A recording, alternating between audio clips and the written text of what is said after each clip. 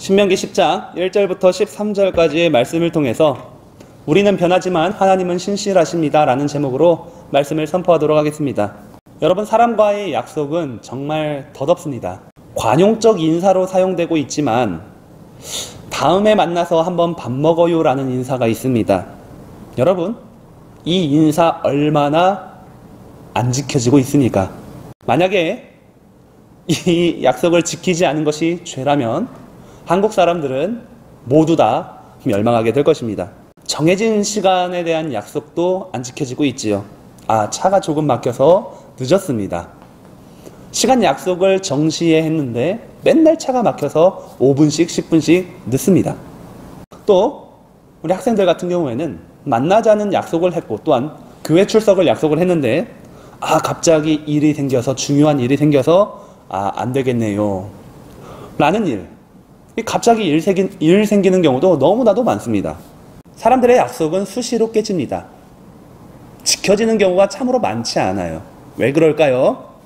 사람은 신실하지 못하기 때문입니다. 시시각각 변하고 바뀌는 것이 사람입니다. 사람의 약속이지요. 이와는 다르게 하나님의 약속이 있습니다. 이 하나님의 약속은 어떠할까요? 하나님의 약속은 어떠한 일이 있어도 결코 변하지 않습니다. 하나님께서는 우리에게 약속하시고 그 약속을 반드시 지켜 행하시는데, 그러한 하나님을 우리는 이렇게 부릅니다. 언약의 신실하신 하나님. 언약의 신실하신 하나님은 하나님이 영원하신 만큼이나 우리에게 주어진 언약도 영원합니다. 오늘 본문 말씀을 보시면 하나님께서는 이스라엘 백성들에게 얼마만큼 신실했는지 한 이야기를 소개하면서 증명해내고 있습니다. 본문 1절 말씀을 보시면, 그때 여호와께서 내게 이르시기를 너는 처음과 같은 두 돌판을 다듬어 가지고 산에 올라 내게로 나아오고 또 나무개 하나를 만들라고 명령하시게 됩니다. 여기에서 말하고 있는 그때라는 것은 신명기 9장에서 이미 설명한 부분입니다. 과거 이스라엘 백성들, 출애굽 1세대 백성들이 애굽에서 나온 지 얼마 지나지 않아서 이 호렙산에 도착하게 됩니다. 그들은 애굽에서 하나님의 살아계심과 하나님의 구원을 경험하게 되었습니다. 또한 홍해가 갈라져서 자신들을 죽이려고 하는 애굽의 군대가 몰살하는 광경도 경험하였습니다. 그들이 하나님을 체험하였고 하나님을 경험한 것은 오래전의 경험이 아니라 지금도 우리 안에서 생동감 있는 경험이라고 말할 수 있다는 것이죠. 호렙산에 도착한 이스라엘 백성들, 하나님과의 언약을 맺게 됩니다. 하나님께서는 이들을 택하시고 인도하시면서 이스라엘이 하나님의 백성이 될 것임을 약속하시게 됩니다.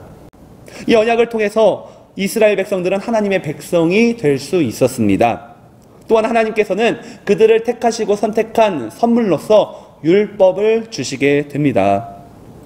다만 이 율법은 호렙산에 임재하신 하나님께서 모세만을 따로 불러서 그에게 주시게 되는데, 어떻게 주시냐? 출애굽기 31장 18절 말씀을 보시면, 여호와께서 시내산 위에서 모세에게 이르시기를 마치신 때에 증거판 둘을 모세에게 주시니 이는 돌판이요 하나님이 친히 쓰신 것이라고 말씀하십니다.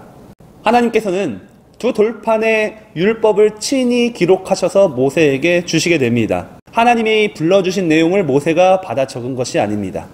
초자연적인 계시로 인하여서 하나님께서는 이스라엘에게 전달할 규례와 명령을 직접 말씀의 돌판에 기록하여 주셨다라는 것이죠. 이것은 엄청난 일입니다. 하나님께서 이스라엘을 부르시고 택하신 것이 과연 모자랐을까요? 아니죠. 전혀 부족한 것이 아님에도 불구하고 하나님께서는 자신의 글로 자신의 법과 그 말씀을 돌판에 기록하셔서 이스라엘에게 주시게 되었다는 것이죠. 하나님께서는 보이지 않으셨지만 보이는 말씀을 통하여서 이스라엘에게 계시하십니다. 모세는 하나님으로부터 이 돌판에 기록된 말씀을 받게 됩니다. 산 위에서요. 그러나 산 아래에서는 어떤 일이 있었냐? 아론과 이스라엘 백성들이 유명한 금송아지 우상 사건을 일으키게 됩니다.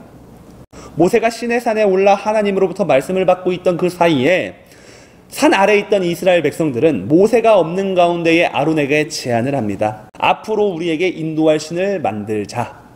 그들은 하나님의 말씀과 임재는 잊어버린 채 금으로 된 금송아지 우상을 만들게 됩니다. 그리고 그들은 금송아지 우상을 보고 애굽에서 인도해낸 신이라고 섬기면서 그 우상을 향하여서 제사하며 숭배하고 있었습니다. 이때 산 위에 있던 모세에게 하나님께서는 말씀하십니다. 출애굽기 32장 7절 말씀을 보시면 너는 내려가라. 내가 애굽 땅에서 인도하여 낸 내 백성이 어떻게 해요? 부패하였도다. 7절 말씀을 보시면 이스라엘 백성들이 부패하였다고 하나님은 말씀하시게 됩니다. 여러분, 부패했다라는 것은 타락했다라는 것을 의미하고 원래의 것으로부터 변질되었다라는 것을 의미합니다. 모세가 없는 이스라엘 백성들은 기다리지 못해서 스스로 부패하기 시작합니다. 하나님으로부터 타락하기 시작합니다. 또한 하나님의 백성으로부터 변질되기 시작합니다. 하나님께서는 그들에게 선물을 주시는 과정이었습니다. 율법을 주시고자 합니다. 그리고 그 율법의 첫머리에는 무려 나 외에 다른 신을 섬기지 말라고 분명히 말씀하고 있었지만 산 아래에 있던 이 백성들은 금송아지의 우상을 만들고 그것을 자신의 신으로 섬기고 있었습니다. 이 일로 인하여서 하나님 진노하시죠. 진노하신 하나님께서는 그날에 레위 자손을 통하여서 3,000명을 사륙하게 하십니다. 또한 분노한 이 모세는 하나님으로부터 받은 이 두 돌판의 말씀을 가지고 산 아래로 내려오면서 던져서 깨트리게 됩니다. 여러분, 하나님의 말씀이 기록된 돌판, 그 말씀이 깨져버렸습니다. 지금 이스라엘 백성들은 이 호렙산에서 다 죽어도 할 말이 없습니다. 깨어진 두 돌판처럼 하나님과 그 백성들 사이가 반드시 깨어져야만 했다는 것이죠. 왜냐하면 이스라엘은 하나님을 배신하였고 그들은 하나님을 버렸고 스스로 부패하였기 때문입니다. 그러나 기억하십시오. 하나님은 신실하십니다. 비록 이스라엘 백성들이 죄를 짓고 극악무도한 죄를 짓고 하나님을 떠나 하나님을 불신하였지만, 그래서 그들이 우상을 만들어서 다른 신을 섬기고 있었지만 하나님은 신실하실 뿐입니다. 본래는 깨어진 돌판처럼 하나님과 이스라엘 백성의 그 관계도 깨어져야만이 맞지만 신실하신 하나님께서는 그들을 버리지 않습니다. 반드시 버림받아야만이, 죽임을 당해야만이 맞지만 신실하신 하나님께서는 그렇게 하지 않았습니다. 하나님께서는 그들을 용서하셔요. 하나님이 그들을 용서하신 이유는 모세가 하나님과 이스라엘 백성 사이에서 중보하며 기도한 것도 있겠지만 보다 엄밀하게 말해서는 하나님께서 신실하시기 때문이에요.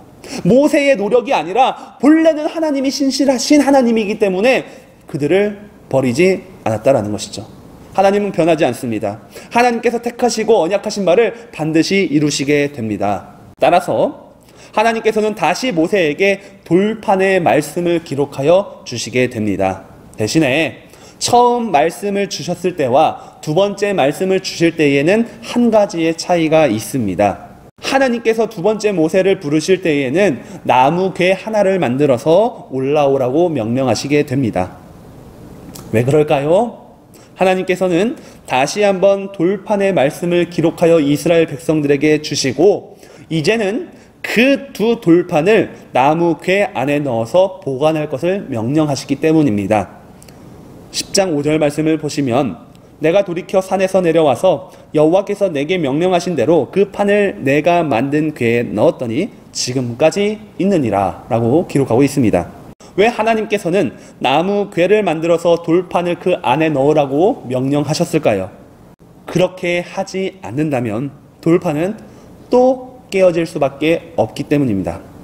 아무리 하나님께서 이스라엘 백성들을 향하여서 신실하다고 해도 이스라엘은 신실하지 못하기 때문입니다.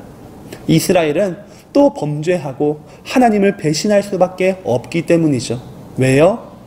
모든 인간은 죄인이기 때문입니다. 그 누구도 하나님의 영광에 이를 수 없기 때문입니다. 하나님께서 수백 번 수천 번 돌판의 말씀을 기록하여 이스라엘 백성에게 주어진다 한들 신실하신 약속을 지키는 것은 하나님뿐이에요. 그 신실하신 약속을 이스라엘은 결코 지켜낼 수가 없습니다. 이스라엘이 결코 신실할 수 없기 때문에 하나님과의 약속을 지켜내지 못한다? 그러면 노출되어진 두 돌판은 깨어지고 또 깨지고 매일 깨질 수밖에 없기 때문입니다. 그래서 하나님께서는 나무궤를 통한 법궤를 이스라엘에게 허락하시고 그 안에 돌판을 보호하게 하십니다. 이것은 상징적으로 이스라엘의 범죄와 실패 그리고 하나님의 신실하심을 이 나무궤 안에서 훼손되지 않도록 보호하게 하신 것입니다. 이 안에는 두 가지 의미가 함께 있다는 것이죠. 이렇게 하나님께서는 이스라엘 백성들에게 새로운 돌판과 나무캐를 선물로 주시지만 여기에서 그치지 않습니다. 하나님은 다시 한번 이스라엘 백성들에게 약속하시고 명령하시게 됩니다.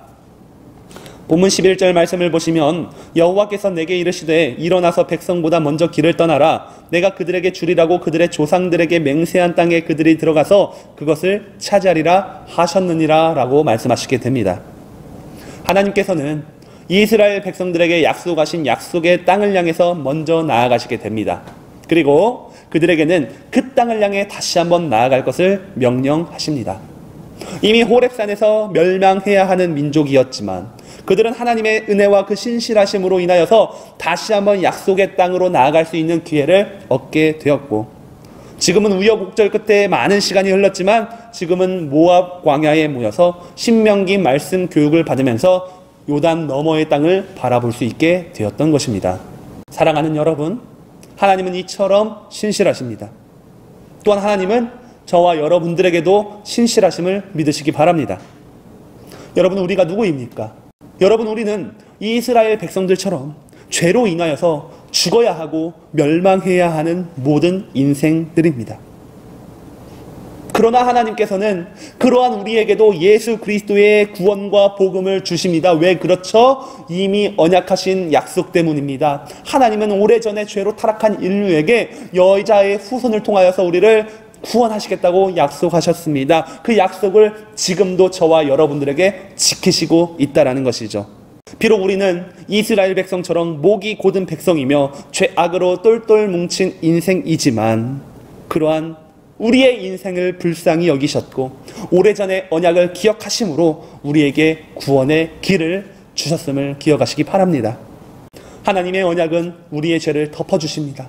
죄를 보시는 것이 아니라 예수 그리스도의 피, 그 의를 보심으로 우리를 살려주셨습니다.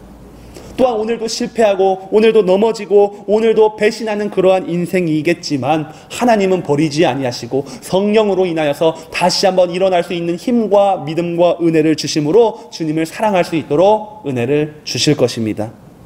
우리는 변하여도 하나님은 결코 변하지 않습니다. 여러분, 신실하신 하나님을 찬양하기를 소망합니다. 또한 신실하신 하나님을 닮아가기를 소망합니다. 하나님의 약속은 언제나 변하지 않음을 기억하신다면 오늘도 그 복음 안에서, 그 은혜 안에서 주님의 참된 백성으로, 주님의 참된 자녀로 승리하며 살아가는 저와 여러분들의 삶이 되기를 예수님 이름으로 간절히 축복합니다. 아멘.